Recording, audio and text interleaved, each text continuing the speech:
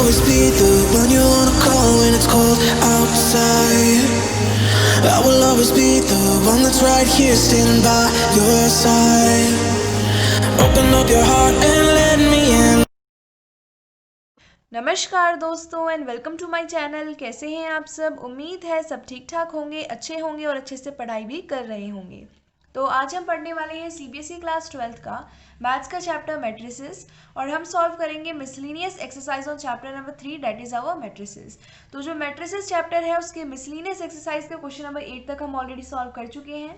इसका question number 9 है find x. यहाँ पे आपको एक्स की वैल्यू फाइंड करनी है और यहाँ पे आपको बोला है इफ यदि ये जो तीन अलग अलग मैट्रिसेस प्रोवाइडेड हैं जिनके ऑर्डर भी क्या है अलग हैं और ये जब इनको मल्टीप्लाई करते हैं यानी कि जब इन मैट्रिसेस का मल्टीप्लिकेशन करेंगे तभी एक जीरो मैट्रिक्स के इक्वल आएंगे। ठीक है, तो इसका आंसर देखते हैं।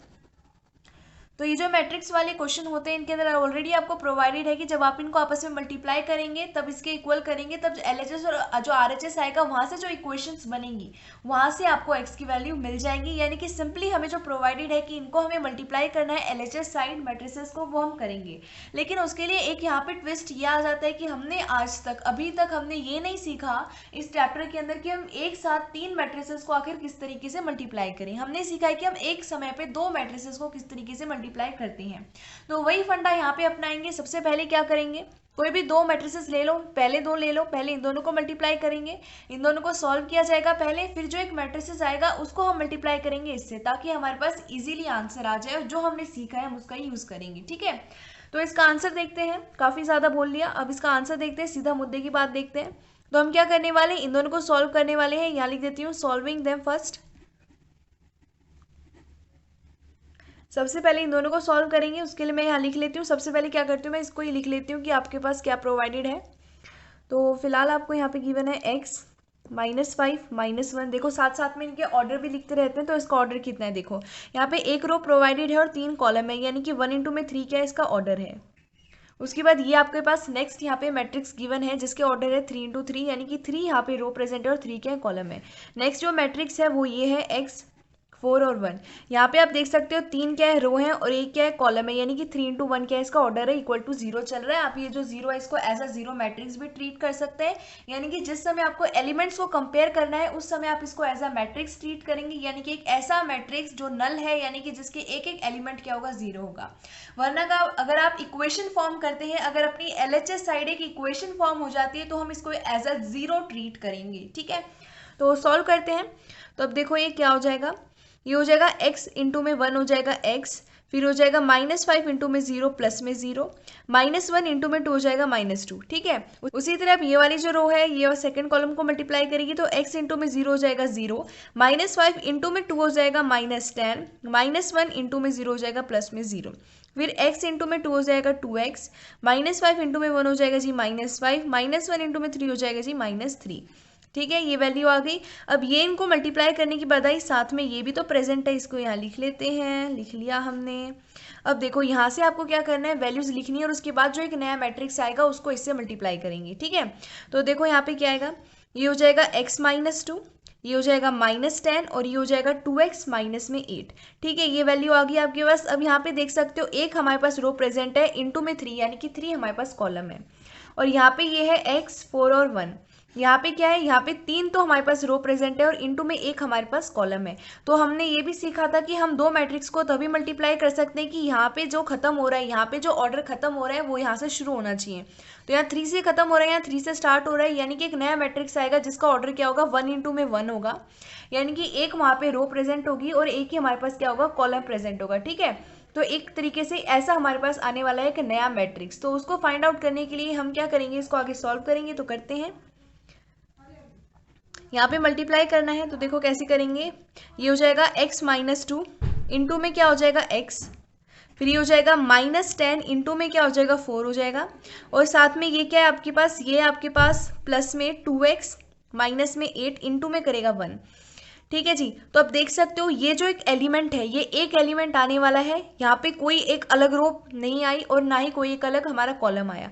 आप देख सकते हो ये एक ही कॉलम बनेगा और एक ही क्या है, ये रो है, यानी कि 1 into 1 क्या है इसका ऑर्डर है, और ये किसके इक्वल है, 0 के। तो 1 into 1 ऑर्डर है, यानी कि एक ही एलिमेंट आने वाला है, इसलिए हम क्या करेंगे, इसको एज अ 0 नंबर ही ट्रीट करेंगे, यानी कि हम इसको 0 मैट्रिक्स की तरह यहाँ पे ट्रीट नहीं करने वाले। क्यों नहीं करने वाले, क्योंकि यहाँ पे हमें कंपेरिजन नहीं करना है, यहाँ पे हमें एलिमेंट का कंपेरिजन नहीं करना है, इसलिए। ठीक है, तो कंपैरिजन नहीं कर रहे हैं, इसलिए इसको ऐसा 0 ट्रीट करेंगे।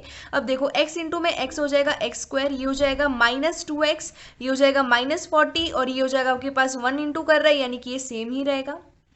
ये वैल्यू आ गया आपके पास। अब ये जो आपके पास सॉल्व करने के बाद आएगा, ये रहेगा भाई 0 के इक्वल। ठीक है, अब -2x प्लस में 2x कैंसिल, ये हो जाएगा -48, यानी कि x स्क्वायर माइनस में 48 इज इक्वल्स टू 0। अब -48 है, LHS साइड जो RHS साइड जाएगा तो पॉजिटिव 48 बन जाएगा, यानी कि x square is equals to 48। अब ये जो स्क्वायर है इसको इस साइड भेजोगे तो रूट बन जाएगा, यानी कि प्लस माइनस रूट बन जाएगा, x is equals to plus minus √48, है ना। अब ये जो 48 है, चाहे तो आप इसका इस तरीके से फैक्टराइजेशन कर लो, या फिर सीधा अगर आपको पता है तो 4 इंटू 4 इंटू में ये हो जाएगा 3, है ना। तो देखो आप इसको सीधा भी कर सकते हो, या तो सीधा 4 से कर लो या 2 से कर लो। 2 से करोगे तो ज़्यादा बड़ा हो जाएगा, फिर भी 2 से करके दिखा देते हैं, कोई बात नहीं। ये हो जाएगा 4, अब ये हो जाएगा 1 और ये 2, ये हो जाएगा 2 6, ये हो जाएगा 2 3, और उसके बाद ये हो जाएगा 3 1 जा। ठीक है, आगे बात समझ में। अब देखो 2 इंटू में 2 हो गया और 2 इंटू में 2 हो गया ये 2 इंटू में 2, यानी कि ये क्या हो जाएगा, जो x है इसको आप कैसे लिख सकते हो, यहाँ पे x नहीं, ये जो x की वैल्यू है इसको कैसे लिख सकते हो, 48 अंडर रूट में ये हो जाएगा 2 इंटू में 2 4, और 4 ये हो जाएगा 2 इंटू में 2 4, और यहाँ पे साथ में क्या है, इंटू में 3 है ना। अब ये जो 4 है यहाँ पे क्या, ये 2 बार है, यानी कि इसको हम बाहर लिख देंगे। क्या करेंगे, बाहर लिख देंगे, क्योंकि ये क्या था, 2 बार 2 था, यानी कि एक 2 बाहर लिखा जाएगा, 2 बार 2 था, यानी कि एक 2 बाहर लिखा जाएगा, तो 2 इंटू में 2 क्या करेंगे, 4 को बाहर लिखेंगे। ठीक है, तो अब यहाँ पे क्या हो जाएगा, 4 का स्क्वायर हो जाएगा, नहीं 4 इंटू 4 यानी कि 4 का स्क्वायर, और 4 का स्क्वायर अंडर रूट क्या हो जाएगा, स्क्वायर और रूट कैंसिल, यानी कि 4 बाहर आ जाएगा। तो x is equal to plus minus 4 under root 3। अच्छा जी, तो हमारे पास x की वैल्यू आ गई है plus minus 4 under root of 3, ये आपकी फाइनल वैल्यू आ गई है, तो आप लिख सकते हैं hence x is equal to plus minus 4 under root of 3। तो ये था हमारा क्वेश्चन नंबर 9। तो अब हम क्वेश्चन नंबर 10 देखते हैं। ए मैन्युफैक्चरर प्रोड्यूसेस 3 प्रोडक्ट्स। एक जो मैन्युफैक्चरर है, यानी कि जो चीज़ें बनाता है, वो 3 चीज़ें बना रहा है x, y और z, विच ही सेल्स इन 2 मार्केट्स। और ये जो वो चीज़ें बना रहा है, ये जो प्रोडक्ट बना रहा है x, y और z, ये तीनों प्रोडक्ट को 2 मार्केट्स के अंदर, 2 बाजारों के अंदर बेचते हैं। Annual sales are indicated below. Annual यानी कि एक साल की जितनी सेल होती है अलग अलग, यानी कि 2 मार्केट के अंदर, फर्स्ट और सेकंड के अंदर, वो आपको नीचे इंडिकेट करके प्रोवाइडेड है। तो मार्केट फर्स्ट के अंदर जो x है वो इतने उसके सेल होती है, y की इतनी सेल होती है और z की इतनी सेल होती है। उसी तरह जो 3 प्रोडक्ट है x, y और z, सेकंड मार्केट में x की इतनी सेल होती है, y की इतनी सेल होती है और z की इतनी सेल होती है। ठीक है, इसके अंदर आपको 2 पार्ट गिवन है। सबसे पहले ए पार्ट देखेंगे। If unit sale prices of x, y and z are, unit यानी कि 1, यानी कि एक जो क्वांटिटी होगी प्रोडक्ट x की, y की और z की, उनकी ये रिस्पेक्टिव वैल्यूज है, यानी कि x का यूनिट जो सेल होगा, एक जो x का प्रोडक्ट है उसके रुपीज होंगे 2.50, y के होंगे 1.50 और z के होंगे 1.0, यानी कि 1। ठीक है, रिस्पेक्टिवली ये प्रोवाइडेड है हमें। Find the total revenue in each market with the help of matrix algebra. क्या फाइंड करना है आपको, टोटल रेवेन्यू फाइंड करना है, यानी कि कितनी टोटल सेल हुई है ये आपको फाइंड करनी है, अगर इतना यूनिट आपका सेल प्राइस है। यानी कि अगर एक जो प्रोडक्ट है उनकी इतनी रुपीज़ हैं, उनकी इतनी जो सेल है उसके इतने रुपए हैं, तो आपको टोटल रेवेन्यू फाइंड करना है कि यानी कि इतनी सेल हुई तब उनको कितने रुपए मिलेंगे जो मैन्युफैक्चरर है उनको, और ये आपको सॉल्व करना है यूजिंग मैट्रिक्स अलजेब्रा। ठीक है जी, तो इसका आंसर देखते हैं। तो उसके लिए सबसे पहले हम मान लेंगे कि let the sales of product x, y and z per market denoted by the matrix A. हम मानेंगे कि जो मैट्रिक्स ए है वो डिनोट करने वाला है, क्या डिनोट करेगा कि मार्केट 1 और मार्केट सेकेंड के अंदर कितनी टोटल सेल हुई है रिस्पेक्टिव प्रोडक्ट x, y और z की। तो मैं यहाँ लिख देती हूँ let the sales of products x, y and z per market, यहाँ पे 2 मार्केट हैं, फर्स्ट और second, B denoted by matrix A. हम मान लेंगे कि जो मैट्रिक्स ए हम मानने वाले हैं वो भाई साहब आपको डिनोट करके देंगे कि जो प्रोडक्ट एक्स वाई और जेड है उनकी पर मार्केट यानी कि मार्केट 1 और मार्केट सेकंड में कितनी सेल हुई है। तो ये मैट्रिक्स ए लिख दिया हमने। ये देखो ये जो मैट्रिक्स है ये जो आपको दिखाई दे रहा है इसी को हम मानेंगे कि ये क्या है, मैट्रिक्स ए है। ठीक है, तो मैट्रिक्स ए के क्या हो गए, ये एलिमेंट्स हो गए। ठीक है, तो पहला एलिमेंट क्या है 10,000 है, सेकेंड एलिमेंट है 2,000, उसके बाद है 18,000, उसके बाद है 6,000 यानी कि 6,000, उसके बाद है 20,000, उसके बाद है 8,000। ये क्या हो गया आपका मैट्रिक्स ए हो गया। यहाँ पे अगर आप ध्यान से देखते हैं तो 2 रो हैं और 3 क्या है कॉलम है, यानी कि 2 into 3 क्या इसका ऑर्डर है। ठीक है, ये जो आपको पहला दिखाई दे रहा है, ये जो आपको दिखाई दे रहा है फर्स्ट जो कॉलम है ये एक्स के लिए है, ये सेकंड जो कॉलम है ये वाई जो प्रोडक्ट है उसकी सेल को डिनोट कर रहा है, जो थर्ड कॉलम है ये जेड के लिए डिनोट करेगा। ठीक है, और ये जो पहली रो है ये डिनोट कर रही है मार्केट फर्स्ट के अंदर कितनी सेल हुई है, मार्केट 1, और जो सेकेंड रो है ये डिनोट कर रही है मार्केट सेकेंड के अंदर कितनी सेल हुई है, यानी कि यहाँ पे हमने लिख दिया मार्केट सेकेंड। ठीक है, अब आपने ये तो मान लिया। अब यहाँ पे देखो, अब यहाँ पे आपको ए मैट्रिक्स मिल गया। अब जो आपका पार्ट ए है इसके अंदर आपको एक और मैट्रिक्स गिवन है। क्या गिवन है, यहाँ से आपको जो रुपीज़ है ये आप मानोगे कि क्या है, बी मैट्रिक्स है, और बी मैट्रिक्स आपका डिनोट करेगा unit sale price of product X Y and Z. ठीक है, वो भी लिख लेते हैं। यहाँ पे मैं लिख देती हूँ let the unit sale price of products X, Y and Z per market be denoted by matrix B। अब हमने क्या करना है, मैट्रिक्स बी भी लिखना है, जिससे हमें पता चलेगा कि जो पर हमारे पास मार्केट है यानी कि जो मार्केट 1 और मार्केट सेकंड है उनके अंदर रिस्पेक्टिव प्रोडक्ट एक्स वाई और जेड की पर यूनिट सेल प्राइस क्या है। ठीक है, तो वो हम बी मान लेंगे। तो ये हमारे किसके लिए, एक्स प्रोडक्ट के लिए, वाई प्रोडक्ट के लिए, और ये हमारा जेड प्रोडक्ट के लिए। अब आपको क्या करना है, यहाँ पे आपको जो ए पार्ट है इसके अंदर आपको टोटल रेवेन्यू निकालना है। और टोटल रेवेन्यू निकलेगा कैसे, देखो टोटल रेवेन्यू ये हमें निकालना है, और ये निकलेगा कैसे, ये कितनी टोटल सेल हुई है उसमें आपको मल्टीप्लाई कर देना पड़ेगा यूनिट सेल प्राइस, है ना। देखो अगर मान लो आप किसी भी दुकान पे जाते हो, किसी भी आप शॉप पे जाते हो, और आपको क्या चाहिए, मान लो आपको चाहिए पेंसिल। ठीक है, आपको क्या चाहिए, पेंसिल चाहिए। आप गए एक दुकान के अंदर और आप कितनी पेंसिल खरीद के लेके आए, आप लेके आए 10 पेंसिल खरीद के। ठीक है, यानी कि टोटल कितनी सेल हुई, 10 पेंसिल की सेल हुई। और अगर आपको बोल देते हैं कि यूनिट सेल प्राइस यानी कि एक पेंसिल का कितना प्राइस है, 5 है, तो जो दुकानदार हैं उनको कितना टोटल रेवेन्यू, उनकी कितनी सेल हुई। तो यहाँ पे टोटल रेवेन्यू कितना होगा, टोटल सेल आप 10 पेंसिल खरीद के ला रहे हो, और यूनिट सेल यानी कि एक जो प्राइस है एक पेंसिल का वो है 5, यानी कि उनको टोटल रेवेन्यू कितना मिलेगा, 50 रुपीज़ मिलेंगे। उसी तरह यहाँ पे क्या करना है, टोटल सेल इंटू में यूनिट प्राइस आपको मल्टीप्लाई करना है, और उसके बाद आपको टोटल रेवेन्यू मिल जाएगा। यानी करना क्या है, तो टोटल सेल कितना है हमारा, ए मैट्रिक्स है, और यूनिट सेल हमने माना कि बी है, तो ए इंटू में बी करना है।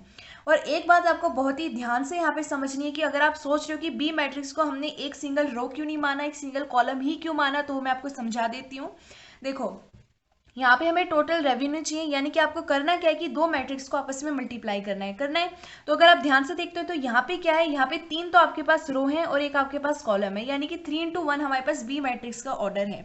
तो यहाँ पे मैं लिख के दिखाती हूँ, ए मैट्रिक्स का ऑर्डर है हमारे पास 2 into 3, और बी मैट्रिक्स का आपके पास ऑर्डर है 3 into में 1। ठीक है, और मैंने आपको बताया था कि दो मैट्रिक्स को आप तभी मल्टीप्लाई कर सकते हो अगर ये यहाँ पे 3 से खत्म हुआ है, ये जब 3 से शुरू होगा तभी इनको आपस में मल्टीप्लाई किया जा सकता है। अगर आप यहाँ पे बी को क्या करते हैं, आप मान लेते कि यहाँ पे एक रो है और 3 आपके पास कॉलम है, यानी कि आप इसको इस तरीके से बना देते, तब होता क्या, ये 1 into में 3 हो जाता और ये 3 से खत्म हुआ हमारा ए मैट्रिक्स जो ऑलरेडी हमें प्रोवाइडेड था। लेकिन ये तो यहाँ पे 3 से यहाँ पे मल्टीप्लाई होगा ही नहीं। क्यों नहीं होगा, क्योंकि ये 3 से खत्म हो रहा है, ये 3 से स्टार्ट नहीं हो रहा। अगर बी का अगर आप ऑर्डर ले लेते हो 1 into 3, तो यहाँ पे b इंटू में a यहाँ पे पॉसिबल नहीं है। ठीक है, बात समझ में आ रही है, b इंटू में a आप नहीं कर सकते हो, और b का आपने इस तरीके से ऑर्डर लिया है। ठीक है, यहाँ पे भी अगर आप सोच रहे हो कि a इंटू में b क्यों कर रहे हैं, b इंटू में a क्यों नहीं कर रहे हैं, वो भी मैं यहाँ से बता सकती हूँ आपको। b इंटू में a यहाँ पे एग्जिस्ट ही नहीं करता। क्यों नहीं करता, 1 into में 3 है b, और ए है 2 इंटू में 3, तो यहाँ 3 से खत्म हो रहा है, ये 2 से स्टार्ट हो रहा है, यानी कि बी इंटू में ए यहाँ पे पॉसिबल है ही नहीं। और बी मैट्रिक्स को हमने सिंगल यहाँ पे कॉलम वाला एक ऐसा मैट्रिक्स क्यों माना है, इसलिए माना है ताकि जो ए मैट्रिक्स 3 से खत्म हुआ था, अगर हमारा बी 3 से स्टार्ट होगा तभी आप ए इंटू में बी करके यहाँ पे टोटल रेवेन्यू निकाल सकते हैं। आई होप आपको समझ आ गया होगा मैं क्या समझाना चाह रही हूँ आपको। तो यहाँ पे करना क्या है, टोटल रेवेन्यू के लिए ए इंटू में बी करना है, तो कर देते हैं। एक मिनट इसको नीचे कर लेते हैं। सो ए इंटू में बी करना है, तो ए की वैल्यू मैं यहाँ लिख देती हूँ। ए की वैल्यू है, सबसे पहला है हमारे पास 10,000, उसके बाद है 2,000, उसके बाद है 18,000, और उसके बाद है यहाँ पे 6,000, और उसके बाद है यहाँ पे 20,000, उसके बाद है यहाँ पे 8,000। ये हमारे पास ए मैट्रिक्स हो गया। अब इसमें आपको मल्टीप्लाई करना है बी मैट्रिक्स, यानी कि 2.50, 1.50, 1.00, ये आपको आपस में मल्टीप्लाई करने हैं। बहुत ही ज़्यादा सिंपल है ना। तो यहाँ पे आप क्या करो, यहाँ पे एक हॉरिजॉन्टल लाइन खींच लो, और वर्टिकल तो एक ही प्रेजेंट है, ठीक है। तो मैं यहाँ पे लिख देती हूँ, मल्टीप्लाई करने के बाद क्या आएगा, देखो ये जो 10,000 है ये मल्टीप्लाई करेगा, मैं यहाँ पे लिख देती हूँ, ये जो 10,000 है ये मल्टीप्लाई करेगा 2.50 को, प्लस में यहाँ पे जो 2,000 है ये मल्टीप्लाई करेगा 1.50 को, प्लस में अब जो ये 18,000 है ये मल्टीप्लाई करने वाला है आपका 1.00 को, ठीक है। ये आपके पास क्या आएगी, पहली रो आएगी, इनके सारे एलिमेंट्स ऐड हो जाएंगे, तब आपके पास एक सिंगल वैल्यू आएगी जो टोटल रेवेन्यू होगा मार्केट 1 का। उसी तरह यहाँ पे सेकंड, अब देखो, अब ये वाली जो सेकंड रो है ये इस कॉलम को मल्टीप्लाई करेगी, तो ये हो जाएगा 6,000 मल्टीप्लाई में 2.50, प्लस में अब हो जाएगा 20,000 इंटू में 1.50, प्लस में ये हो जाएगा 8,000 मल्टीप्लाई में 1.00। अब ये वैल्यू आएगी, इनको भी आपस में मल्टीप्लाई करके जब ऐड करोगे तो मार्केट सेकंड का रेवेन्यू आ जाएगा, है ना। तो यहाँ पे मैं लिख देती हूँ, इनको मल्टीप्लाई करने के बाद क्या वैल्यू आएगी, यहाँ पे वैल्यू आएगी 25,000, यहाँ पे आपके पास वैल्यू आएगी प्लस में 3,000, प्लस में आपके पास वैल्यू आएगी 18,000, क्योंकि ये 1.00 का मतलब 1 होता है, तो ये मल्टीप्लाई करेगा 18,000, तो 18,000 ही आएगी। उसके बाद यहाँ पे वैल्यू आएगी 15,000, उसके बाद प्लस में यहाँ पे आएगी 30,000, उसके बाद प्लस में यहाँ पे आपके पास आएगा 8,000, ठीक है, ये वैल्यू आएगी। इनको जब ऐड करोगे तो यहाँ पे आपके पास मार्केट 1 के लिए जो रेवेन्यू आएगा वो आएगा 46,000, और यहाँ पे आपके पास आएगा 53,000, यानी आपके पास जो रेवेन्यू आता है, रेवेन्यू फॉर मार्केट नंबर 1, ये मार्केट नंबर 1 के लिए टोटल रेवेन्यू आता है 46,000 रुपीज़, और आपके पास रुपीज़ 53,000 आता है मार्केट नंबर 2 के लिए रेवेन्यू, टोटल रेवेन्यू, ठीक है। तो यहाँ पे लिख देते हैं, मेंशन कर देते हैं यहाँ पे, hence total revenue for market 1 is equals to rupees 46,000। इसी तरह यहाँ पे लिख देते हैं, and total revenue for market 2 is equals to rupees 53,000, ठीक है। ये भी हमने लिख दिया कि रुपीज़ जो हमारा 46,000 है ये मार्केट 1 के लिए रेवेन्यू है, टोटल रेवेन्यू, और जो हमारा टोटल रेवेन्यू मार्केट 2 के लिए वो है 53,000, ठीक है। तो ये हमारा पार्ट ए था। बी पार्ट करते हैं नेक्स्ट पेज पे। अच्छा जी, तो अब मैंने बी पार्ट लिख दिया है नेक्स्ट पेज पे। क्वेश्चन नंबर 10 का बी पार्ट है, if the unit cost of the above 3 commodities, commodities यानी कि गुड्स यानी कि सामान, आर रुपीज़ 2.00, रुपीज़ 1.00 एंड 50 पैसे रिस्पेक्टिवली।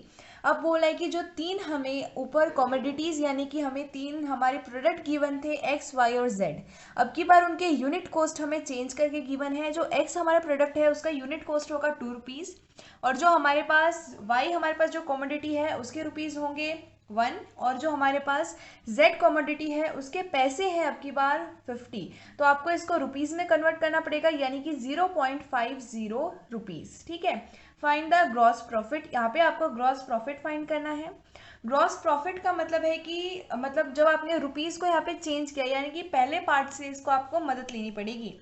जो पहला पार्ट था उसके अंदर आपको रुपीज़ अलग गिवन थे यूनिट कॉस्ट के, और इस समय आपको यूनिट कॉस्ट के अलग गिवन है, यानी कि जब दोनों आपको क्या करना पड़ेगा, पहले जितने रुपीज़ थे उनमें से इनको माइनस करना पड़ेगा, यानी कि दोनों का क्या डिफरेंस आता है वो आपका ग्रॉस प्रॉफिट रहेगा, ठीक है। यहाँ पे ग्रॉस प्रॉफिट का ये मतलब है कि उसको कितना फायदा हुआ, यानी कि जो कमोडिटीज है जब इनके रुपीस चेंज हो गए तब कितना फायदा हो रहा है मैन्युफैक्चरर को, ठीक है। जब इनके यूनिट कॉस्ट क्या हो रहे हैं, डिफर कर रहे हैं, यानी कि चेंज हो रहे हैं, ठीक है। तो इसका आंसर देखते हैं।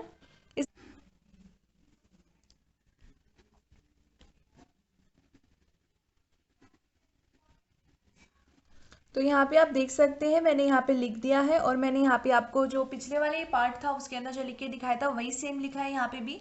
तो यहाँ पे हमारे जो मैट्रिक्स ए गिवन है वो मैंने यहाँ लिख दिया है। ये आपके पास एक्स के यहाँ पे सेल गिवन है कि इतने एक्स कमोडिटीज बिकी हैं, उसी तरह वाई इतनी बिकी है और जेड इतनी बिकी है। ये मार्केट नंबर 1 के लिए है और ये मार्केट नंबर 2 की सेल्स है।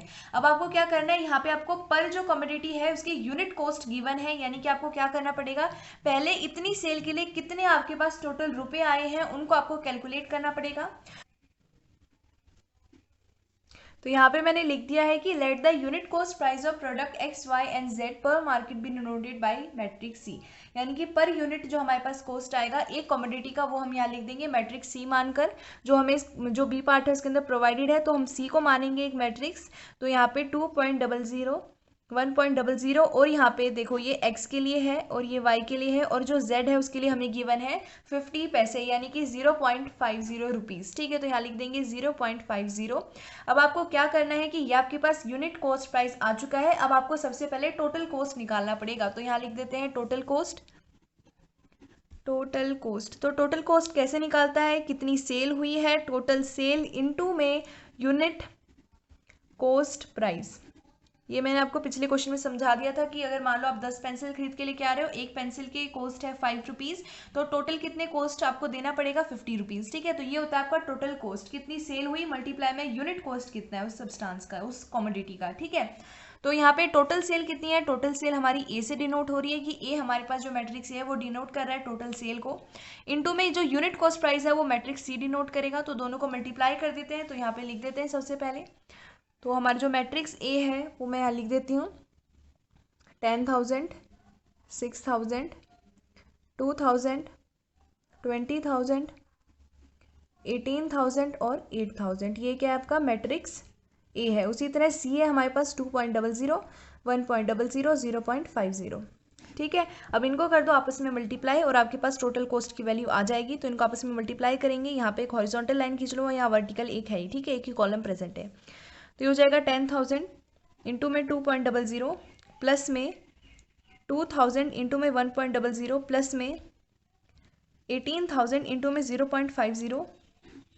उसी तरह सेकेंड जो हमारी रो है वो इस कॉलम को मल्टीप्लाई करेगी, तो ये हो जाएगा 6,000 इंटू में 2.00 प्लस में 20,000 इंटू में करना है आपको 1.00 प्लस में 8,000 मल्टीप्लाई करेगा 0.50 को। ठीक है, अब ये वैल्यूज आपको ऐड करके लिख देनी है। ये हमारा मार्केट नंबर 1 के अंदर टोटल कॉस्ट आएगा और ये हमारा मार्केट नंबर 2 के अंदर टोटल हमारे पास कॉस्ट आ जाएगा। ठीक है,